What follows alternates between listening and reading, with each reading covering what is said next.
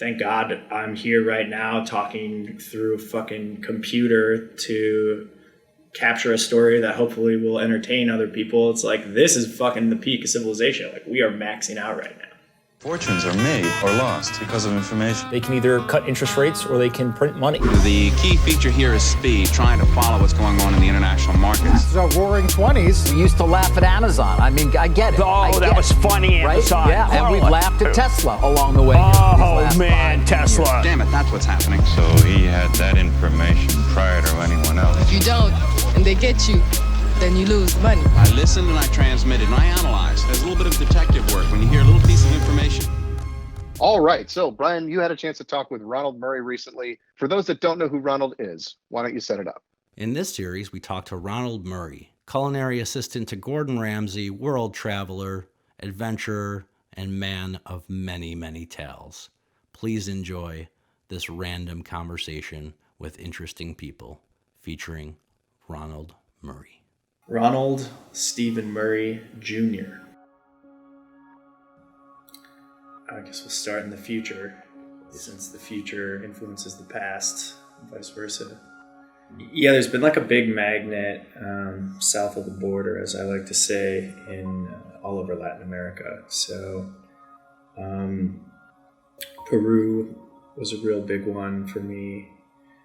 Hanging out with like the Shipibo tribe in the Amazon was real eye-opening, just because they believe that the rainforest has a cure for essentially any ailment in the human body. They believe every plant has a song, and they sing those songs every night. And you can kind of go there and like a magic lantern sort of thing, confess everything that's happened to you in your life, express what you want to happen, and they'll craft like a whole symphony for you, sing you to health. Obviously it's a two-way street. A lot of people think they can like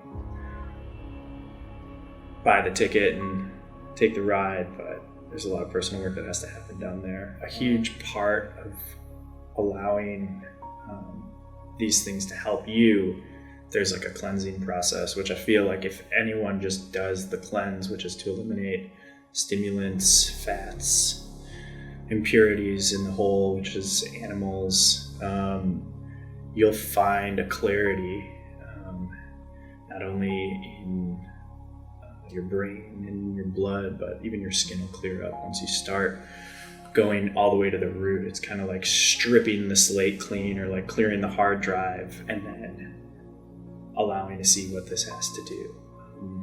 You can't like come from like a fast food diet and go down there and start eating like the piety and like cure your anxiety. It's not gonna happen.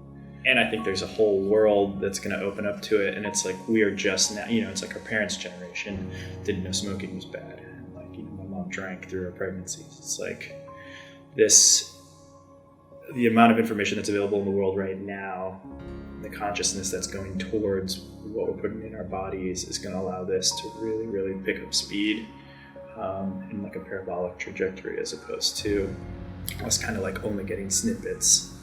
And we're starting to realize how diet influences our genes, our brains, chemicals. Everything that's happening in the body is, for the most part, chemical. And all those chemicals, like something you're probably familiar with, serotonin, is produced in the gut.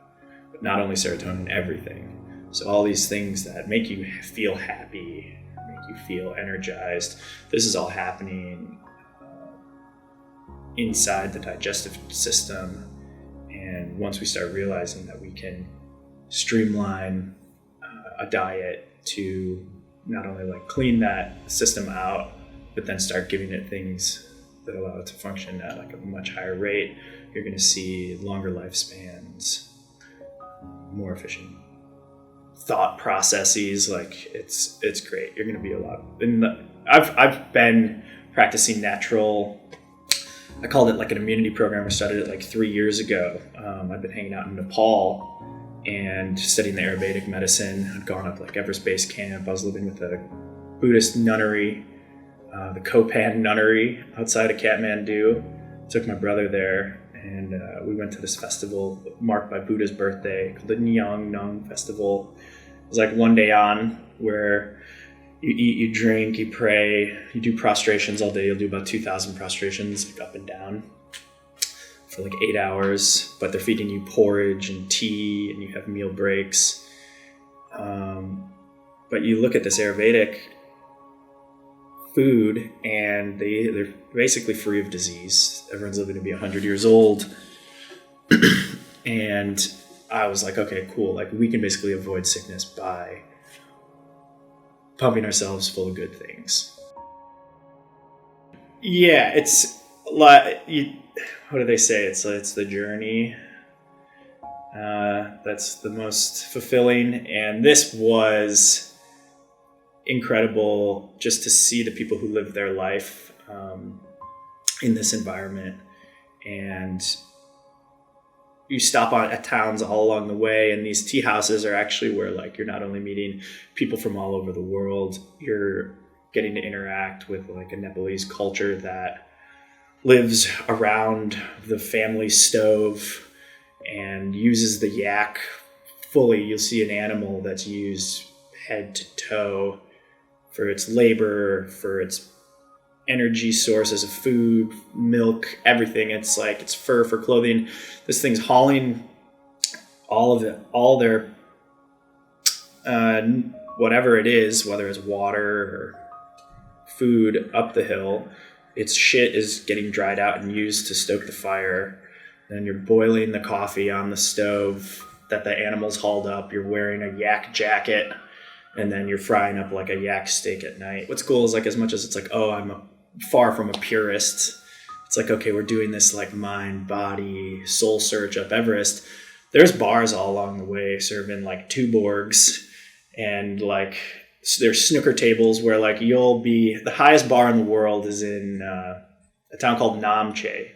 Namche is, they call it Namche Bazaar, and where Everest is kind of at the end of this like big valley. And as much as Everest is this super tall peak, there's 6 other mountains that are nearly just as tall and just as challenging. They just don't get the press. And a lot of the people who are training for Everest actually train these smaller peaks just to get acclimated. And when you're sitting in the Namche Bazaar, which is kind of like the last holdout of civilization, it's got a helipad there. There's a really, really cool monastery as well.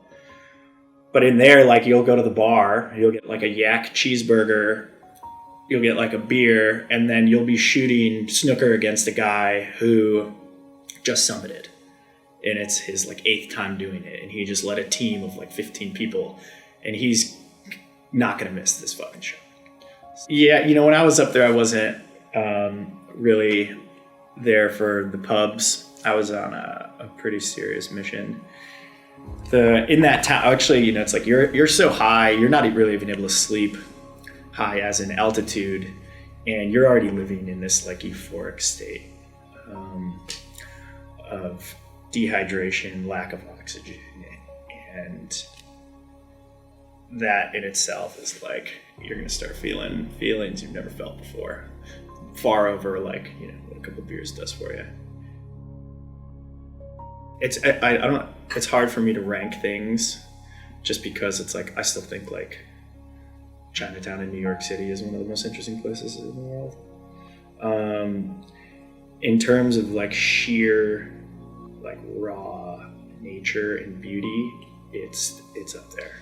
This is one of my favorite things to like bring up when I'm with someone that like I love, and you're one of them. It's like, we could be at a parking lot in Nebraska off of I-80 and be having the greatest time ever, because whether it's just us or we just interacted with some yokel, some old man or old woman who's like, hey, it's like whatever sets you into like a really fun energy state is really like where I find the most fulfilling feelings. And like, I'm always on a mission to find that. In terms of interesting, it's like my mission right now, and it's like part of what I'm trying to always remind myself of, is that like everyone is interesting. Everyone has a really cool story, and no one should be cast aside as if like their story doesn't matter, that they're not interesting. Like, you're a fucking human walking around planet Earth. It's like, this is pretty fucking interesting. Okay, like, sure, it might be a small town, but like, tell you what, like, probably some crazy shit that's going on. It's funny, when you look at a map, you think that everything would flow south. The Amazon, when you look at a map from, I guess, north to south, according to our compass, the Amazon looks like it flows upward, and then it dumps right there on the top of northern Brasilia. And so we were up there recently, hanging out with all the water buffaloes, eating buffalo milk ice cream and acai. Like, diversity is one of the most important things, from when you're talking about microbes or even like electrons in the Hadron Particle Collider. It's like, there's always chaos. And humans, what we've always tried to do is control that chaos. And it's probably because of our fear of death. We try to make everyone the same. 9 to 5, Pledge of Allegiance, Father and the Son. It's like, we're spinning out of control, whether we like it or not, in our efforts to try to make everything the same or put it in a box and control it. The more we're actually moving backwards. In order, like, we are able to, create things like education systems, actually have order so that we can function and discover new things. However, at the same time, like, there has got to be some sort of governor on it. And homogenizing everything to the same. It's like, you see it in monoculture with the food we make, to, only producing one type of this meat that everyone's eating. And it's like, in that, the world itself is going to find a way to fuck it up. We are born out of chaos into chaos, and we always find a way. And it's like the resilient of the human body, the human spirit, the human mind, as well as like the power of like the idea of the human soul. If someone passes on, like, we carry these ideas of heroes and great people with us because we believe that we can continue moving forward and onward and upward. And I don't want to say that we're going to be able to cure disease or figure anything out that is going to like free us from pain and suffering. But I feel like we're going to figure it out one way or another to keep the boat going. The future influences the past influences the future, and vice versa. And that's kind of like where we're headed in this conversation right now, is like quantum theory, in that this is one big ether versus some sort of linear happening, which is really, really hard to wrap your head around. And Einstein blew everyone's mind with this concept to begin with, and now they've actually created like a visual structure to understand like what reality is. But the coolest thing to understand is that like reality, or my favorite thing to play around with right now, is like reality doesn't exist without an observer. And to say, this will continue, like if there weren't humans, there's still a reality, but without this consciousness, actually there is no reality.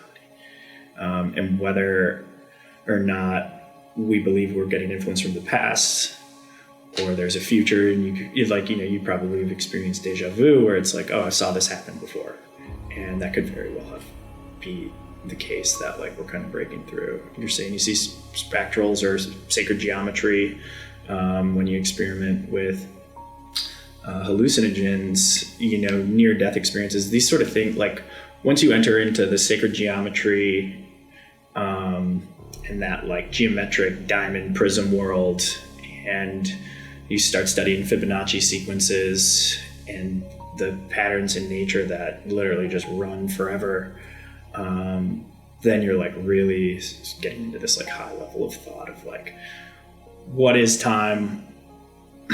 is there an energy field outside of us? I completely agree that there is. Like I was telling you before the interview started, most of our communication is nonverbal.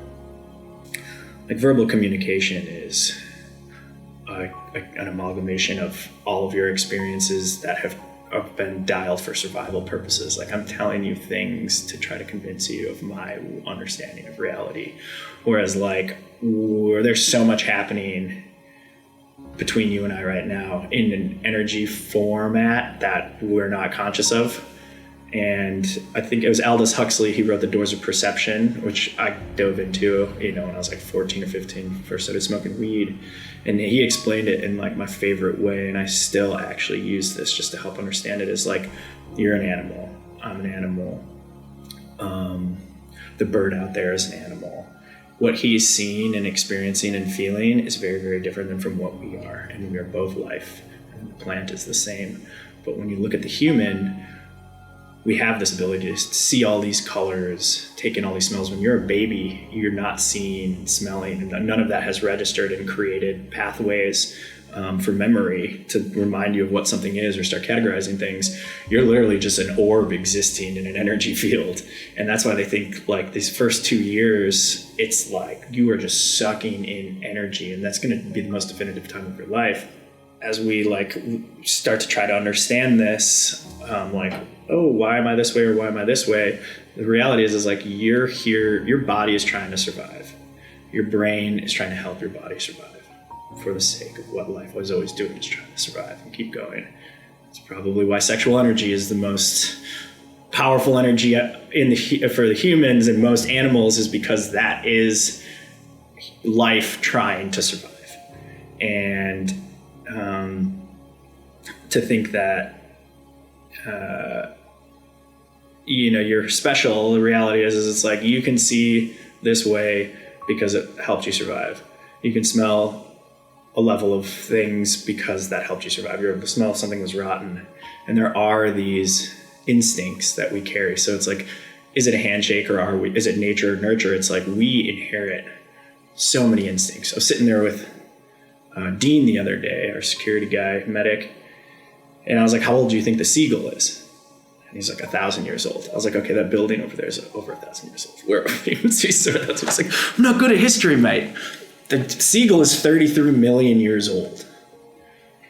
I always was like, thought I was lucky because I had like a very devout religious grandmother who was praying for me every single day, but also like a handful of like awesome moms in that same state of like prayer and well-wishing. And I feel like when you have people on your team wishing you well and sending you good energy, it actually follows you somehow. I'm not sure how. I've hung out with people who believe that I can't remember the name of it exactly right now, but actually had reached out to some people. I'd had a family member in a lot of trouble, a lot of like pain and anguish. And there's some people that believe that they can meditate from anywhere in the world and clean that person's bad karma and bad energy. Those were that was probably the farthest reaching of like what you're asking about. I met those people and like really tried my best to understand and believe. And it was interesting. They were like, okay, while I'm doing this for you, you need to be donating to charity. You need to be doing good deeds. You need a charity of any kind. And you yourself need to be practicing like these sort of breaths and bringing yourself into a state where you are more open. And that's going to allow this connection to happen. Like we had people in India praying for my brother. And I was just like, this is fucking man, there's no doubt. Like, when something bad's about to happen. You have gut feeling. The idea of a gut feeling, like, it's funny. It's like I'm talking about the gut earlier, but then your heart, it's like oh yeah, I had this faint feeling in my heart, or I had this gut feeling. It's like that's your instincts absorbing an energy field that your brain isn't able to put into words or explain, but like and like I know bad vibes when I see it, or I know when someone's about to do something bad, or when they're thinking something bad. It's like all of these, like whether it's telepathic communication, like I can kind of explain, like you can kind of feel what I'm feeling, or like we're kind of just like, you and I have like a nod when we see each other. We're just like, I wholeheartedly believe in telepathy, intuition, and psychic abilities. As much as I want to like be very scientific all the time and need answers and explanations, like I'm getting more and more to the side that like we really don't understand a whole lot. And I side with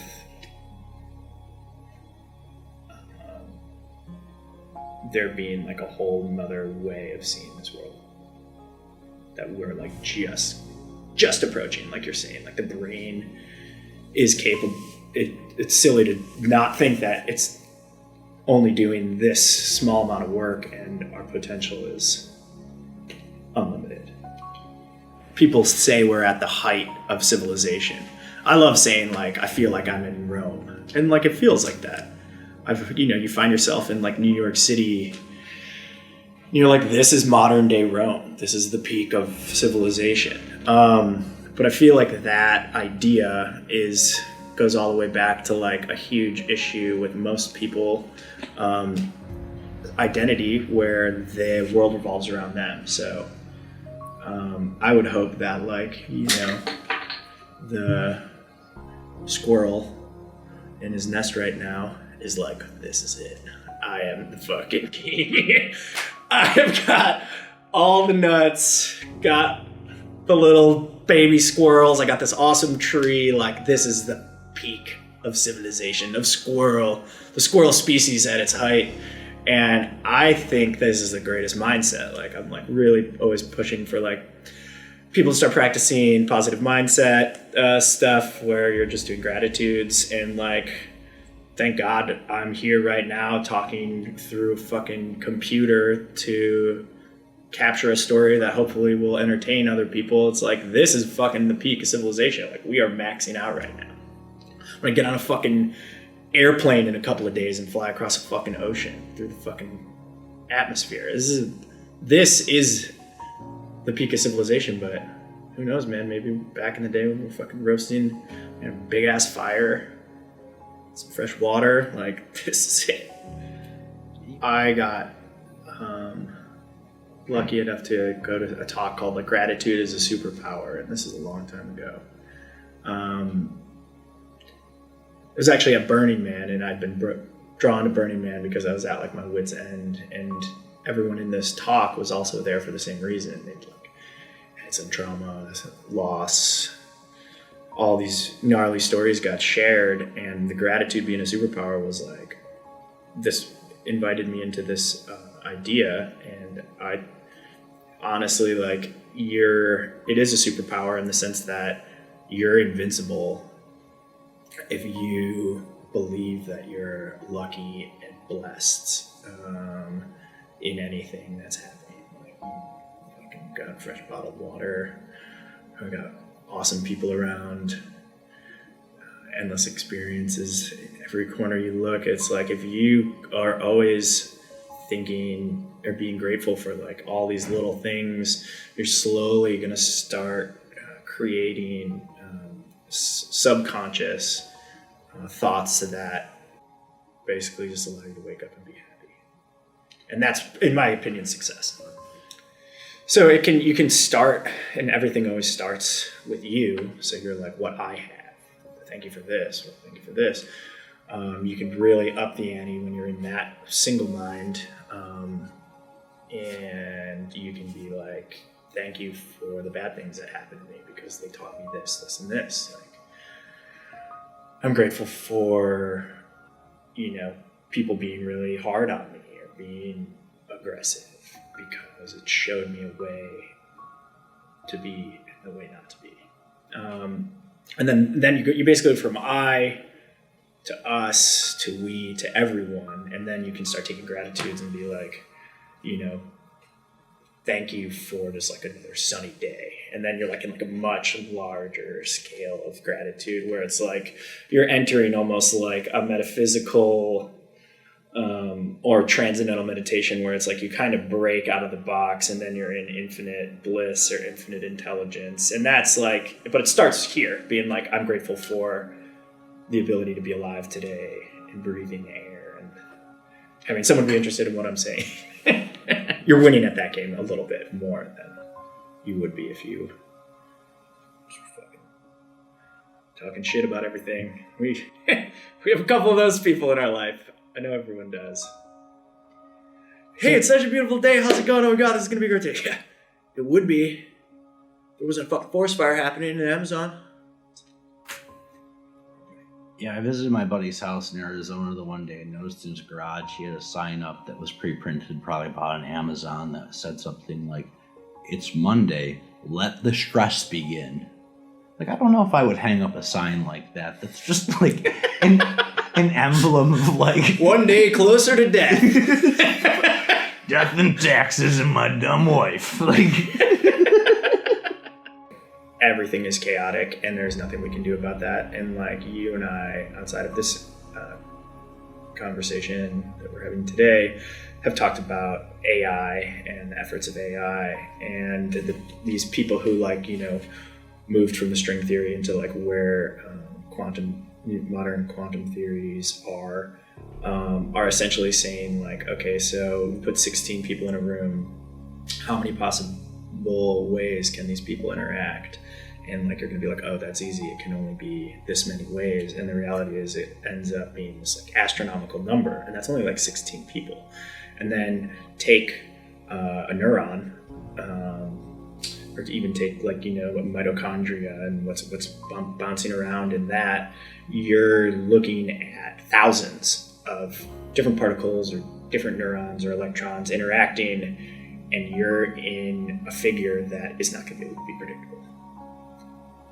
If it was like three monkeys sitting on a log, okay, we can create AI for what possibly could happen of different ways that they could all bounce into each other or interact. However, like once that equation starts growing, you really start to fucking feel a little bit helpless towards trying to solve the idea of being able to predict what something or someone's going to do, or the world's going to do. If you look through human civilization, we've created like thousands of gods. And I think those are all just ways of helping us do good or find the light. Because the light and dark energies exist. You can go down the dark path or you can go down the light path, and they're both existing at the same time.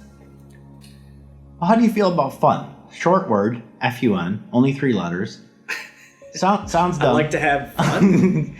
It is, I feel, fairly underrated as a word, is overrated because it's used too much, but fun's fucking important, right? Like, if there was no other greater meaning than to move the civilization from the pyramids to Mars and beyond, we should at least have fun, right? If there was a God, I can guarantee you he wants us to be having fun and being happy. And I've been through very sad moments. This is what happens in life. It's not always going to be fun, but I think the most important thing in life is to find a lightness that allows you to experience a good time and fun. And a lot of success that I've had in my life has been because people see that I'm genuinely happy and having fun, and they want to be a part of it, or they want you to be around. And so it's like, as much as it's like self-serving and maybe selfish, it has the ability to also pull people in or inspire people to this way. And a lot of people don't know how to do that. And it's because they've been maybe led down the wrong path or told the wrong things, or they're stuck in their head about what's supposed to be the way, and you spend wasting all this time, and you could really just, if you could take a moment and fucking just be happy for a second And a lot of that comes from practicing things like gratitude. I think the world would be a better place. Go do a good deed, give someone a compliment, remind yourself of why you're lucky. And what was the thing you were saying earlier before we started? The backbone, the funny bone, And the wishbone. and the wishbone. Yeah, if you it's all you need is 3 things in life: backbone, wishbone, funny bone. I don't know. There's all these. We kind of just hit on all those, right? Like, so the backbone is like that moral compass. The funny bone is like, you really need to fucking just kind of think about how crazy this whole thing is, and it'll allow you to have a good time. And then the wish might actually just have to fall into something we haven't touched on, which we've covered a lot of ground, is the idea of manifestation. You're like, I wish that 1 million people watch this interview. And in that, I'm speaking it into the universe and manifesting it, but it's also kind of like sending it into the wish atmosphere. I used to give this talk a lot that like your life cycle starts with you, and then like as you have kind of like reached a success or goals that are personal, you start creating like group goals, and then in the end you want to give back. The problem is to teach people that right out of the gate is hard. Like you kind of have to go out there and experience it, program yourself, or go through that to understand that like giving back and educating those around you is like the most fulfilling thing you can do in this life. And if you're like, is this all for a purpose? The purpose is for us to help one another progress in this, whether it's a group mind or an understanding of like what is good. Problem is you can't have the good without the bad. Is there one way to do this? I feel like we are in we're the age of information. As people are continuously exposed to more and more ideas, and cultures and music and images, and people are going to start to realize how big this fucking place is, and you can either go and choose that closed mindset, which we've seen recently in America, and you kind of like find peace in just believing what you've told yourself you believe, the good book and whatever, and that you can do that. But I feel like there is going to continually be this push to that other way of thought, that like we are all in this together.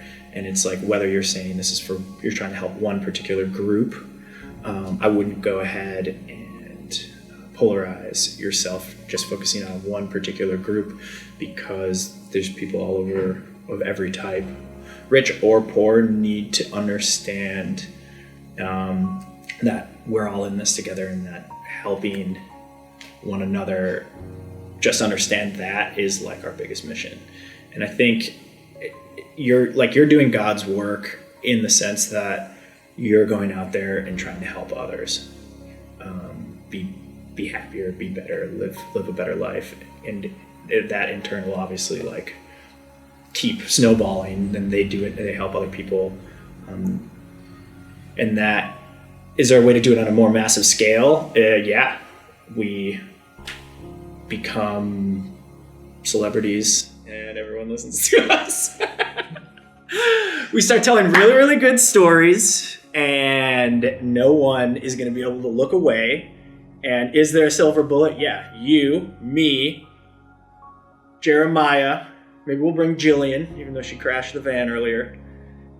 Go out there and you show that everyone is so important, and everybody matters, and everyone's story is interesting, in that the world is a fascinating, wonderful place that we should cherish. If you can get that message out there and get people to start having fun and smile, the only way to do that is to decide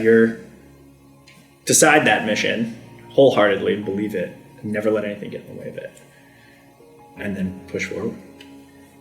We'll go back to gratitudes. It's like whenever I am going through my gratitudes, I always find myself just thanking those that didn't give up on me, and saw someone who needed help and helped me along the way. And then when you take it deeper, you're like, thank you for that person being who they were. Thank you for whoever raised them that way. And it's mostly like, thank you for them finding the way to move past themselves, remove themselves from the equation, and help someone else without judgment, without bias, just genuine. And it's like with that, sadly, for someone to get to that place, there is hard. It's not everything fun and games. It's like you have to see why on a spectrum. Like to tell someone that this is the only way, you're kind of leaving them without the ability to rationalize it. In that you feel stupid or empty in the end. And it's like you have to have hard work to have that fun. You have to experience sorrow and pain to experience joy. And I'm not saying. And like we punch someone in the face. Like, you got now you fucking know. You got to knock some sense into these people. I completely believe in cycles. I believe that we live, and it's like you're saying, a container and a container and a container. Each one of these compartments has cycles, and you can first start recognizing cycles in your life, and whether it's relationships. You kind of just find yourself repeating the same thing. It's like, oh, why do my relationships always end this way? And it's like you will start, once you really start paying attention to the way you're doing something, or maybe your work life is a certain way, and you start seeing like why the same things keep happening, and it's because you're living in a cyclical mindset, or you're telling yourself the same things, or you're feeling the same way, and you're doing the same fucking thing, and it's like breaking the cycle is super important. However, it's like when we talk about all the way to where we started in like a much larger scope of time, it's like every story has happened and will continue to happen. The story of the hero, the story of love, the story of triumph. It's like the stories are written. They're not necessarily the same, but like they will continue to happen as such, and the human civilization will continue moving forward. But those old stories, whether it's a Bible story or the story of ancient Greece gods, or even just the rise and fall of Rome, this will continue to happen. And to recognize the signs that lead to rises and falls is cool, because that way you kind of feel like a wizard. I never liked being told that things were a certain way. Like when someone would tell me to do something, I would always just go and do the exact opposite, because I knew since I was a young man that there's no way that this fucking person knows what's right or what's wrong. Obviously there's like a moral thing, don't kill anyone. But to be like, yeah, you don't stay up late, don't do this, don't watch that, can't listen to this kind of music. It's like, well, hold on a second. Like, what the fuck? Why not? That was like a huge push towards establishing like a lack of fear. Or I'm very, very conscious and aware, which people wouldn't realize, but I actually do get like very nervous, and it's probably because I'm just like not knowing what the fuck's gonna happen, just like anyone else is nervous. But you learn to conquer that fear. So it's like a fearlessness, even though it's not. It's really more of a recognition of fear. Fearlessness isn't necessarily that you're not afraid. It's that you recognize what's happening in terms of fear. So that allows me to basically walk into, anyone's house, whether it's, a president or, a very famous celebrity, and know that they're were once not this person, and that they have human tendencies. And so like that's how I remind myself to not let these things go. And then you lead with respect, obviously is really, really important to helping get into a situation where you're able to start actively listening. So treat someone as they would want to be treated, show that you're recognizing that a space is there. So there's a lot that we're talking about that is nonverbal. And there is like a way to carry yourself. And whether it's a confidence, it's more just a consciousness. And anyone who is at that level, or anyone who isn't at that level, will recognize that you are not arrogant and going in blind. And a way to really, really train your brain subconsciously to do that is to practice active listening. So it kind of goes back, and this is something that has like really, really helped me. And you don't really see the results and they're not verbalized to you, but when you start really actively listening to everyone, and like you can start by like when someone starts talking to you, just stare them down and start listening and try to absorb. And it's like, I won't listen to people after a certain amount of time if they like say the wrong thing, but like I give everyone a chance. And I try to do that. I try my best to listen and hear everybody out and actively listen. And then you start doing it to music too. And you start listening to lyrics and you start listening to, you try to listen to what someone's saying and you try to understand where it's coming from and why they're saying it. And once you start doing that and then you'll start doing it subconsciously, and people will recognize that you're actually a very empathetic person. And empathy is nothing more than like recognizing that everything around you is in existence, is feeling it, is kind of in the same flux. And once you start actively listening, you're going to be practicing that subconsciously, and people are going to take you as empathetic, and they're going to trust you, most importantly. And they're going to open up to you if you have that desire to ask them a question. And then you just roll from there. And then maybe they'll fucking invite you for dinner. I haven't even thought of it in general until you asked that question. I was like, well, I guess it's just recognizing that I'm afraid that allows me to not look afraid. As much as you think you are a certain way, you're actually like in a constant practice to stay a certain way. And in order to continually face fears, you have to constantly be in practice, because you could just look the other way, look down, or stay on your fucking couch and not do anything. But they say like do something every day that scares you. It's not necessarily like frightening, just like, you know, go talk to someone that you wouldn't talk to, or dance. Like dancing is like this amazing way to like express things that you can't use words for. And it's like, you might look goofy and that's scary because you're so afraid of judgment, but like, if you do things like that, like this will really, really help you break, one, the constant strangle you have on like trying to maintain who you think you are. And it'll also open your mind up to just endless possibilities. So it's like, or reaching out to someone too. It's like, what are you afraid of? It's like, oh, I don't want to, call my aunt because it's going to be this, and this. It's like, I'm afraid to do that. I'm afraid to call, a family member, or tell someone I love them. I go out on a limb and like call a friend and be like, hey man, like, just want to let you know you're like my best bud, or like, hey, I remember you did this for me, or remind them of something. These sort of things are actually really scary, and a lot of people don't do them because they think someone's going to think either they're crazy or they're on drugs or they're going through something, and maybe that you're worried about what someone else is going to think. These are huge. These things you might think are like small little things, but these are actually really, really scary, and they hinder people in their human connections. And the key to longevity is like what they've arrived at is actually lasting relationships. And so I think the easiest, I'm happy that we're talking about this because I'm like, fuck, I gotta fucking write some letters. I gotta write some love notes. Call your aunt, kid. There's fear in everything. It's the easier route. To criticize, say something negative is the easiest thing you can do. To say something positive is a lot harder. You're always afraid. Like, you're who you are because you're afraid of not being able to survive, right? Like, fear is a constant.